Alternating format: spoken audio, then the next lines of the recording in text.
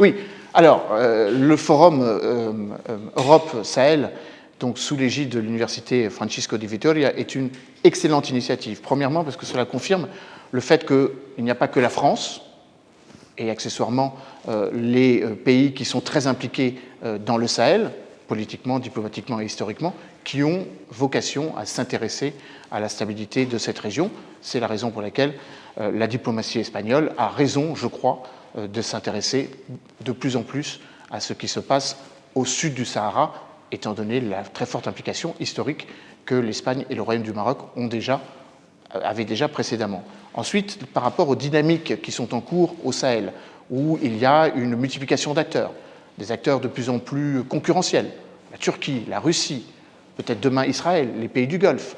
avec une logique de volonté de s'appuyer ou de s'arrimer sur un phénomène de fatigue occidentale. Certains pourraient appeler ça de la francophobie, ou en tout cas de fragilité, de puissance qui jusqu'à présent sont critiquées par leur très forte mobilisation politique, leur très forte polarisation, qui parfois sont perçues comme étant très handicapantes pour l'autonomie et la souveraineté des pays. Bref, une présence occidentale forte militairement, diplomatiquement et militairement, alors que l'on continue malheureusement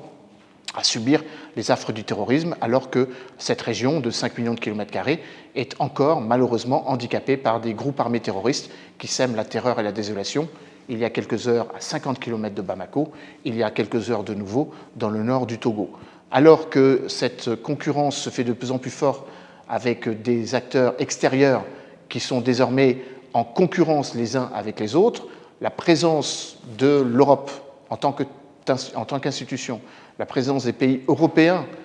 de plus en plus en partenariat, l'Espagne, l'Italie, la France et l'Allemagne comme une puissance économique forte et aussi une présence militaire, puisqu'il y a à peu près 1 millier de soldats allemands dans la MINUSMA, confirme l'idée que l'Europe doit effectivement être aux côtés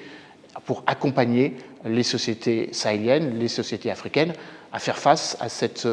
multiplicité des défis, le défi évidemment de la sécurité par rapport aux groupes armés, le défi de la concomitance de la grande criminalité, pour ne pas dire le narcotrafic, qui est un facteur de déstabilisation déjà depuis une vingtaine d'années et qui, par cette dynamique, a déstabilisé socialement et sociétalement les sociétés sahéliennes. Bref, il y a une nécessité d'avoir une approche globale qui ne peut pas se résumer à lutter seulement militairement contre les groupes armés terroristes, mais à permettre que le retour de l'État, la stabilité démocratique, le retour à la bonne gouvernance puissent être des armes tout aussi